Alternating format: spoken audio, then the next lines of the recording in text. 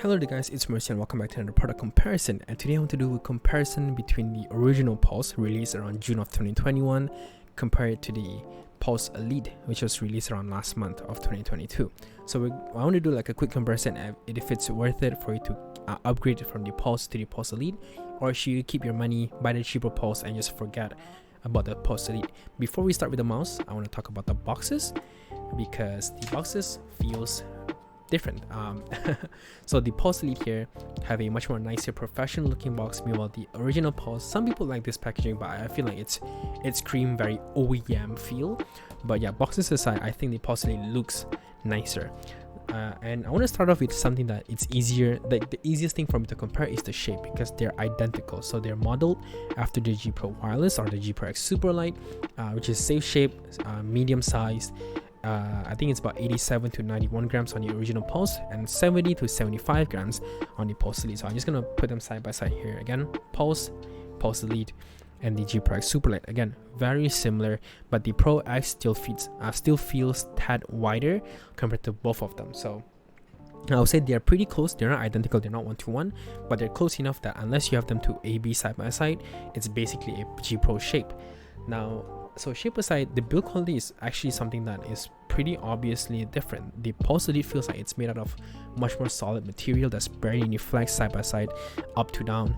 Meanwhile, the OG Pulse have some creaking, and it's easier to actuate the right side button just from lightly pressing down here, but it's not something that you can feel in game, so it's not worth talking about. But the easiest way for me to demonstrate the build quality is that there's a lot of rattle on M1 and M2. I can just, hopefully you guys can hear it. And if I hold in the M1 and M2 down, you can still hear something rattling. So I'm presumably it's the sensor on the inside. So again, I'm going to press down M1 and M2 here. So yeah, even after holding down M1 and M2, there's still something rattling. So that might be a sensor rattle inside, but the newer Pulse Elite is really solid. I'm going to try my best to not hold any buttons. I'm going to shake it very hard because that's what we do. We shake things very hard around here.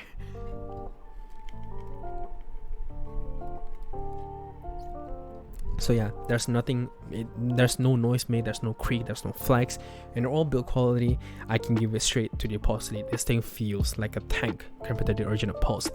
And so build quality aside, let's talk about the texture.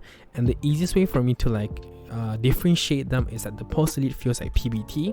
It feels very coarse, very rough, but it's still very smooth, very grippy. Meanwhile, the original Pulse feels like ABS plastic. It's very slippery, and it doesn't feel as premium as the Pulse Elite.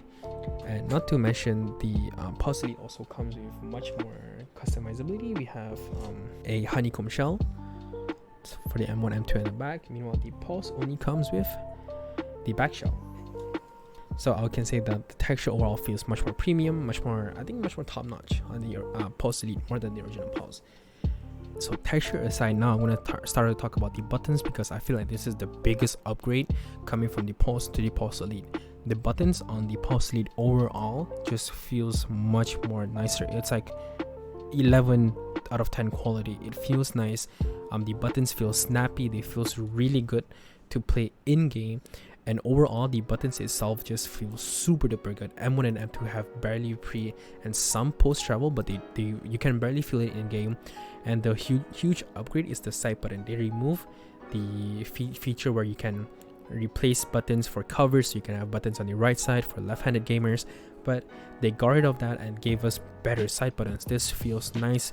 You can spam this in game. There's barely pre to post travel on both, but there's only some post travel on mouse button 5, but you barely feel it anyway, and it just feels really good to play in game. And compare that to the original Pulse, the M1 and M2, as you guys can hear, it rattles like crazy, and this makes the M1 and M2 just overall feel slightly cheaper, and it feels hollow. Because this is something that I can forgive, because unless I have them A/B side by side, they are fine. They are okay side buttons. But no, not side buttons, M1 and M2, they're okay M1 and M2. But the side buttons on the original Pulse is horrible. It's magnetic, so again, like I said, you can remove them, cover them, put it on the other side for left-handed. But because of this, the buttons just feels mushy. It's cheap, it's hard to actuate, and there is crazy amount of pre-travel, to the point where sometimes when I use this in Valorant, I find myself pressing them but I wasn't actually pressing them because I already thought I pressed them, but I didn't actually press them because the pre-travel is actually very noticeable, and you have to really press them, and you have to like intentionally find them to press them. And that's like the biggest experience, the worst experience that I had with the pulse, because the pulse elite, as you guys can see, putting my finger under it, I can press it easily. But if I do the same on the original pulse, it's really hard to do. And you can see the same motion, but it's not actuating the buttons at all. There, you have to really move your fingers. And again, the pulse elite, the pulse. So like I have to really press it, and I do not like that. I feel like there's a lot of moments where I just accidentally do not press the side buttons, and it drives me crazy back then. So yeah, I can say that if you want the right side buttons, the pulse have that, but the pulse elite overall just feels nicer. All buttons sound nicer, feels nicer, and not to mention you have hot swap, so you can make this mouse feels even better for you if you want to try more switches. So there's that. Next is the scroll wheel. I feel like unless you have them A/B side by side, it's really hard to tell. But the easiest way for me to say it is that the Tecware Pulse, the OG Pulse, have a lot of rattle going up and a lot of rattle going out. It's really noisy and it feels really hollow, very cheap, and it's hard to do like precise scrolling in game. But the middle click is pretty lightweight, so there's that. But the newer Pulse Elite has a very distinct tactile going up and down. They don't rattle, they feel really good, they tension really well. But the only issue is that the middle click now requires more force, but I do not care, because I would take the better scrolling compared to the harder press, because once you get used to the middle click, it's actually pretty easy to press. But overall, just scroll wheel alone, oh, it's like night and day. It feels so good on the Pulse Elite. All right, next is the battery. So they're both using 400 milliamp hour, but the Pulse lasts me around 3 days with no RGB turned on, but the Pulse Elite lasts me 5 days with no RGB turned on. And the easiest way for me to, I guess the reason why you can get much more longer battery on the Pulse Elite is because of the RGB. A sensor could be an issue, could be like contributing as well. The OG Pulse uses the 3035, but the Pulse Elite uses the 3070. But I feel like the reason why is that the Pulse, when you go to eco mode, it turns off the underglow, but it keeps the DPI RGB going. So this thing is on full brightness all the time, no matter if you move the mouse or not. So that's like an issue. It turns off the underglow, which is good, but the DPI RGB still is turned on.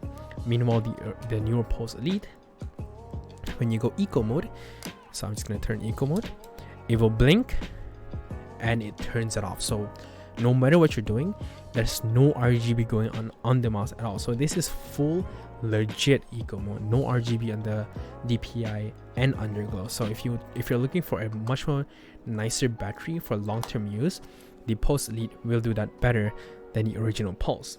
So the feeds on the original Pulse, here I'm going to focus, is very small. It's separated into 3 sections, so 1, 2, 3.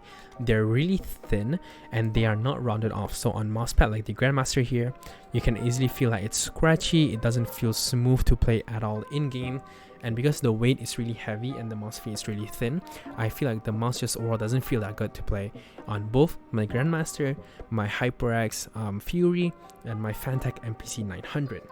But the Tecware Pulse Elite has 2 very large feet. Focus. Yeah, 2 very large feet, and they're thick and they're also rounded off. So on my Grandmaster, on my HyperX, on my Fantech, they all feel really smooth to play, and they actually slightly faster than the OG Pulse. So I feel like mouse speed stock wise, if you're not down to mod your mouse, the Pulse Elite just feels nicer to play compared to the original Pulse. And then finally we'll go down to the sensor. The 3070 that is implemented on the Pulse Elite is actually pretty fine. Aside from the DPI issue, there is no lag, no input delay, flicking is good, there's no spin out issue, no tracking issue. So the 3070 is pretty good. And the 3035 on the original Pulse is also implemented pretty well. There's barely input delay, there's no tracking issue, no sensor issue. But it does have slightly higher lift-off distance than what I would have preferred compared to the original to the Pulse Elite. But if you blindfold me and tell me which is which, not blindfold, if you tell me to look on the screen and don't tell me which mouse I'm holding, based on tracking alone, you cannot tell the difference. I don't know who you are. If you have like those super gamer eyes, it's so hard to tell the difference between these two that it's driving me crazy. but the higher lift-off distance on the 30-35 here is more noticeable. So that's like the only issue, I guess. But the sensor both is implemented pretty well. I feel like this is the part where you can just forget about it. 30-35, 33-70, it's whatever. They're both really good sensors.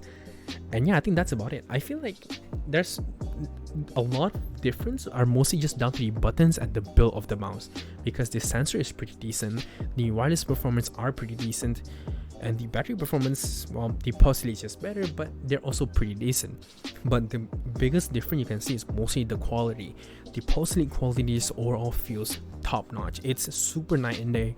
The pulse rate has better build, better buttons, better feet, better sensor, better RGB implementation, better features, hot swap, lighter weight, without sacrificing build quality. But the Pulse have something that the Pulse Elite doesn't, and it's accessibility. So if you're left-handed and you want something with side buttons, the Pulse is still your best bet. It's the only mouse at this price point, wireless, that I recall of, that have customizable side buttons. Because before this is the G Pro, but G Pro costs a lot. And basically it's easy. So if this, okay, basically if the Superlight is the lighter weight to the G Pro, the Tecware Pulse Elite is a lighter weight of the Tecware Pulse.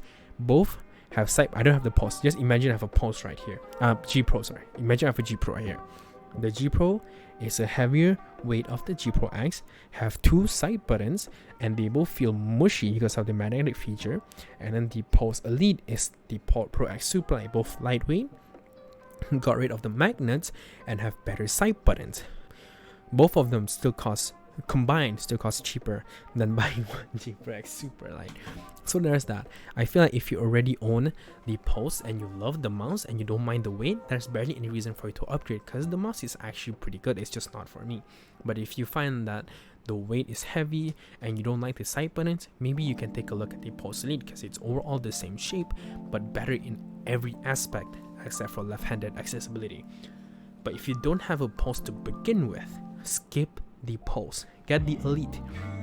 You will thank me. The Elite has better feature overall, and aside from the DPI deviation issue, which is easy to fix, the mouse itself is just an overall a better value, better product. W mouse, L mouse, W mouse. Okay, so that aside, I find that both mouse is pretty good. You cannot go wrong with it either. But if you don't own a Pulse, just jump to the Elite. No point in getting the Pulse, because you're only saving 40 ringgit more. If your budget is that you cannot spend extra on the Elite, maybe you can get it with the Pulse. But I still feel like just save extra and get the Elite, because everything about the Elite is just better. Unless you're left-handed, maybe then the Pulse is a much more logical buy for you. That's about it. But yeah, I think that's about it. So if there's something that I did not talk about, you can leave down in the comment section, ask me there. I'll try to answer them as fast as I can. And if you like this video, give me a thumbs up. If you don't like them, thumbs down. I like feedback. Thumbs down is good too, you know. And if you haven't subscribed already, I think you should. If you like my content, at least I do a lot of mouse reviews, and I try to be as honest as I can, even though sometimes I talk too much that my brain cannot follow up. But yeah, if you like this kind of content, make sure you get subscribed. It helps me a lot, and it helps me to do more content like this, guys, because I know you guys would probably enjoy to watch them more. And yeah, I think that's about it. So hope you guys enjoyed this video, and I'll see you guys in the next one. Here's the pulse of waving. Bye bye. Oops.